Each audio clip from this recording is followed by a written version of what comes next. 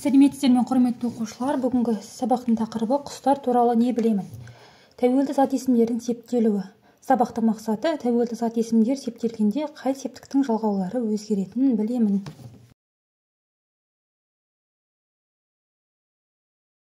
Оқушылар, 7-ші жаттығуға назар аударайық. Өлеңді оқып, табыс септігіндегі зат есімдерді тап. Оның зерлі табағы солай айла табады, күн ысымай тұрғанда қауа шағын жабады. Оның зерлі табағын бал арасы табады, алатынын бақпақтан түске шейін алады. Қадыр Мырзаәли.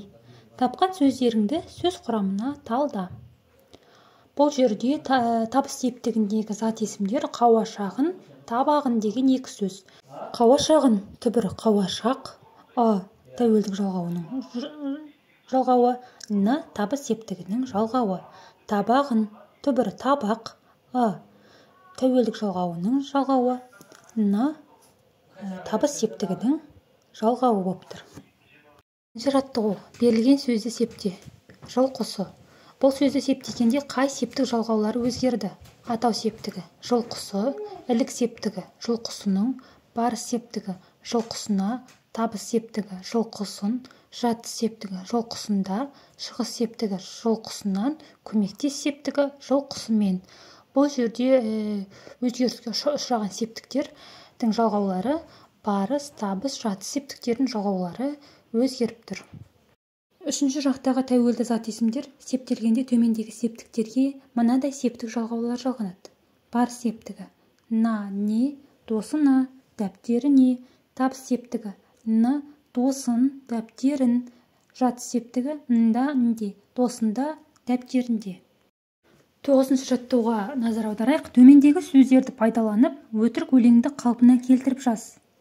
Жарып өтіп түнекті, жеттім айдың қасына, түнгі аязда күн өтті, тымақ киген басыма. Сызбаны пайдаланып, зат есімде тіркес жаса.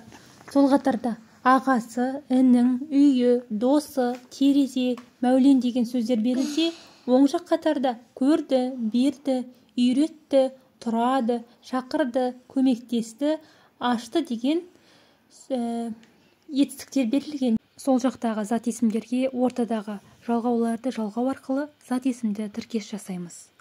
Бірінші, ағасына көмектесті, ініме үйретті, үйінде тұрады, досын көрді, терезені ашты, мәуленге берді.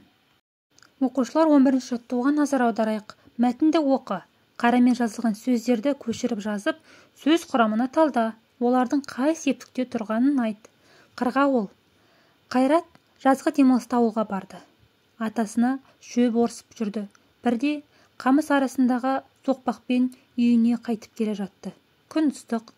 Алдыңғы жақтан пыр етіп қырғауыл ұшты да қайта қонды. Қайрат тұра жүгірді. Қуалап жүріп ұстап алды. Ата, қандай әдемі, деді жотасынан сипап. Енді мұны асыраймын. Атасы қырғауылды қолына алып қарады. Аяғы сынған екен. Қалтасынан қол орамалын алып жыртты да қырғауылдың аяғын таңып ұшырып жіберді. Бұл жердегенде қарамен жазылған сөздерді көшіріп жазайық оқушылар. Сосын оларды сөз құрамына талдаймыз. Және де қай септікте тұрғанын айтайық. Бірінші, ауылға, түбірі ауылға барыс септігінің жалғауы. Демек, барыс септігінде тұр. Келесі сөз, атасына, түбірі ата, тәуелдік жалғауы, барыс септігінің жалғауы.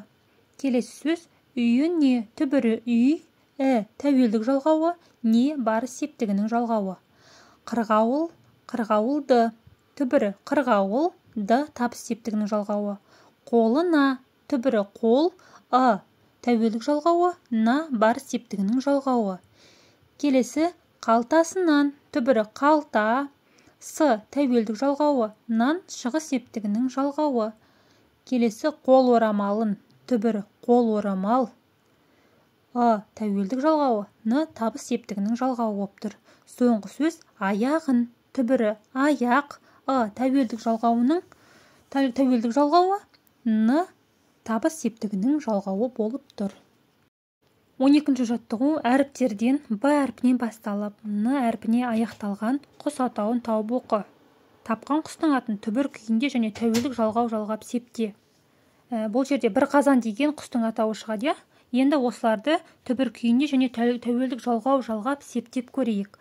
Атау септігі бір қазан, бір қазаны, ілік септігі бір қазанның, бір қазанының, барыс бір қазанға, бір қазанына, табыс септігі бір қазанды, бір қазанын, жатыс септігі бір қазанда, бір қазанында, шығыс септігі бір қазаннан, бір қазанынан, көмектес септігі бір қазанмен, бір қазанымен. Құрметті оқушылар, осымен біздің бүгінгі сабағымыз аяқталды. Егер сабақ сіздерге ұнаған болса, міндетті түрде арнама жазылып, лайк басуды ұмытпаңыздар. Келесі сабақта жолыққанша аман сау болыңыздар.